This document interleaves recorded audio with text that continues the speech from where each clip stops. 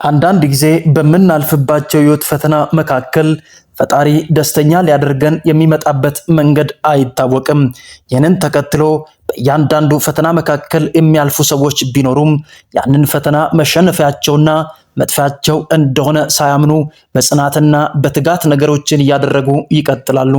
ይህንን ተከትሎ በሴትነት አቅሟ ብዙ ፈተናዎችን እያሳለፈችና የዘራችው ዘርና አንዳንድ ነገሮች እንኳን ከግብ ለመድረሱ ሲፈትናትና ጎርፍ የዘራችውን ዘር ሲወስድባት በጽናት ታግላ ስራዋን ለማስቀጠል የምትታገል ሴት እንደሆነች ይታመናል። በዚህ መካከል በህይወት አጋጣሚ በእያንዳንዱ ቀን ወደ ህይወቷ የሚመጡ ፈተናዎችን እያለፈች ዛሬ ላይ ደግሞ በህይወት የሚኖራትን እርምጃ ለማስቀጠል ከበሽታ ጋር ግብ ውስጥ ሆና ነገሮችን ለማሳካት ስትታገል ሰምተናል። በስተመጨረሻ ደግሞ አዲስ እና ሰበር መረጃዎች በበረከት ገበሬዋ ዙሪያ ተሰማ። ብዙዎቹ ደስታቸውን እየገለጹ ይገኛሉ። አንዳንዶቹ ደግሞ ክስተቱ እጅግ ያስገረማቸው ሆኖ ይቀጥላል። ውድ የሰላም ሚዲያ ቤተሰቦች ለዚህ ቻናል አዲስ ከሆናችሁ ቻናላችንን ሰብስክራይብ በማድረግ የደወል ምልክቷን በመጫን ቤተሰብ እንድትሆኑና ዛሬ ወደ ያስኩላችሁ እጅግ ሰበር መረጃ እስከምናልፍላችሁ ድረስ ሐሳብ አስተያየታችሁ እጅጉን ስለሚገነባን በሐሳብ መስጫ ሳጥን ላይ እንድታሰፍሩ እየጠየቀን ዛሬ ወደ ያዝንላችሁ እጅግ ሰበር ወደሆነ በረከት ገበሬዋን አስመልክቶ ወደ ወጣ መረጃ እናልፋለን። እስከ ፍጻሜው አብራችሁኝ ቆዩ። የተለመደ ነገር አለ።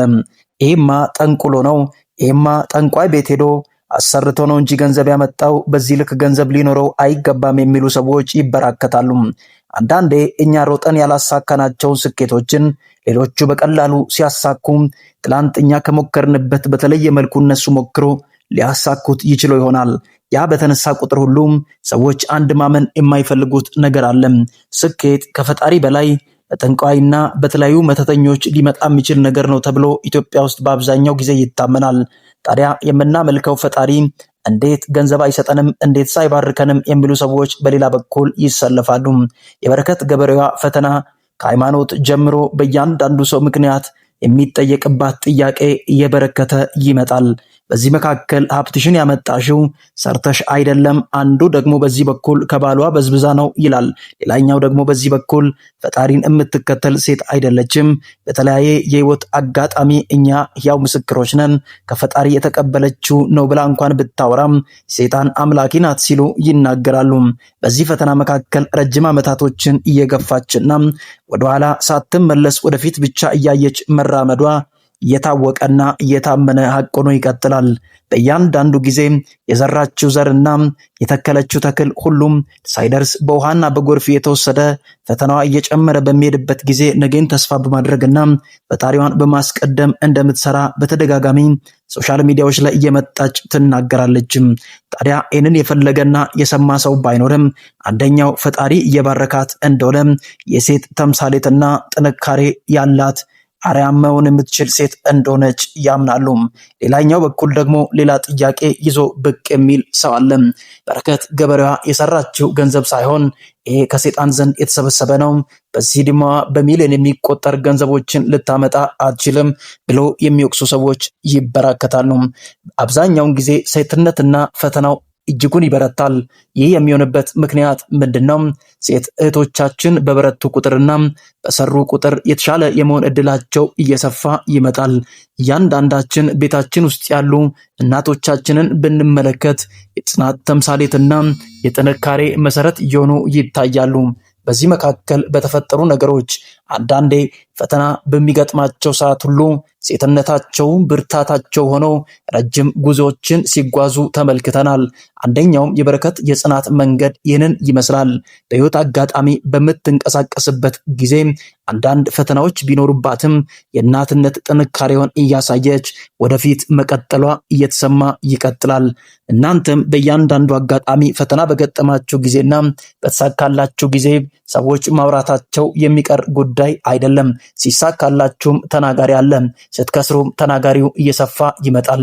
ቢመቻችሁም ባይመቻችሁም ፈተናችሁ እየጨመረና ወሬያቸው እየቀጠለ ይመጣል።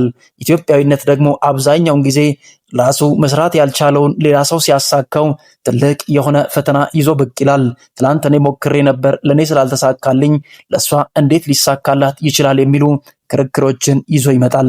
አንዳንድ ሰዎች ጉዳዩን ከፖለቲካ ጋር አገናኝተውታል። በረከት ገበሬዋም ዶክተር አብይን እጅግ ስለምትወደውና ስለምትከተለው ነው እንጂ በዚህ ልክ ገንዘብ ያገኘችው በሰራችው ገንዘብ አይደለም የሚሉ ሰዎች ይበራከታሉ። ያንንም ሁሉ ሳትሰማ ጽናት፣ ትጋትና ጥንካሬ፣ ቁርጠኝነት አብሮ ተሰጥቷት ወደፊት መቀጠሏ ይሰማል። በዚህ መካከል ታዲያ አንድ ፈተና ወደ ህይወቷ መጥቷል። በቅርብ ጊዜ የተሰማ አንድ ዜና አለ። በረከት ገበሬዋ መታሰሯ ተሰማ። ይህን ተከትሎ መታሰሯን የሰሙ ሰዎች አንዳንዶቹ ደስታቸውን ገለጹ። ሲጀመርም እሷ ክፉ ሴት ነች፣ ለሰው እማታዝን፣ የሰውን ገንዘብ በልታ እዚህ ደረጃ ላይ ደርሳለች የሚሉ ሰዎች መጡና መክሰስም ሆነ ፈጣሪ የስራዋን ሰጣት እናቷንም በድላ ነበር የሚሉ ጎራዎች ተበራከቱ። አንዳንድ ጊዜ ሰዎች ሰዎችን ለመጥላት ምክንያት አይፈልጉም። እያንዳንዱ ሰው ሰዎችን ከመጥላቱ በፊት የሚሰጠው ምክንያት ይኖረዋል። ጥላቻ በቂ ነው ለነገሩ። አንዳንድ ሰዎች እኛ ራሳችንም ብንሆን አንዳንድ ጊዜ ሰዎችን የምንጠላበት ምክንያት እንኳን ሳይታወቅ ከልባችን ጠልተን ያንን ሰው ከማየት ብለን እናቃለን። አንድም ቀን እንኳን ሰላም ብለን ተገናኝተን የማናቀውን ሰውን በአካል ስናገኘው ጠልተነው እናቃለን። አንዳንዶቹ መታሰሯን ተከትሎ ደስታቸውን እየገለጹና ሶሻል ሚዲያ ላይ የስራዋን አገኘች የሚሉ ሰዎች ቢበራከቱም ነገር ግን በጽናቷና በጥንካሬዋ ወደፊት እየቀጠለች እንደሆነ ተሰማም። እስር ቤት ውስጥ ባለችበት ጊዜ አንዳንድ ፈተናዎች ወደ ህይወቷ እንደመጡ ይነገራል። ያንን ተከትሎ ሕክምና ላይ እንደነበረች መረጃዎች ወጡ። ያንን ሕክምና መረጃውን ተከትሎ ሶሻል ሚዲያዎች ላይ በረከት ገበሬዋ የደም እርጋት በሽታ እንደያዛትና የመዳኗ ሁኔታ እጅግ አሳሳቢ ደረጃ ላይ እንደደረሰ ሲናገሩ ሰምተናል። ይህንን ተከትሎ አሁን ባለው ሁኔታ ከመግባቷ ወይም እስር ቤት ከመታሰሯ ቀደም ብሎ ከባለቤቷ እርጉዝ እንደነበረች ይነገራል። ያንን ተከትሎ ሆዷ እየገፋ በመምጣቱና የእስር ቤት ቅዝቃዜውና አንዳንድ ሁኔታዎች የጤና እክል ውስጥ እንድትገባ ቢያደርጉም በመቀጠል ደግሞ በረከት ገበሬዋን አስመልክቶ አዲስ ነገር ተሰማ። በማረፊያ ቤት ባለችበት ሁኔታ ውስጥ እርግዝናው ለመወለድ ጊዜው ደርሶ ስለነበር አሁን ባለው ሁኔታ ሶስተኛ ልጇን በሰላም መገላገሏ ተሰምቷል።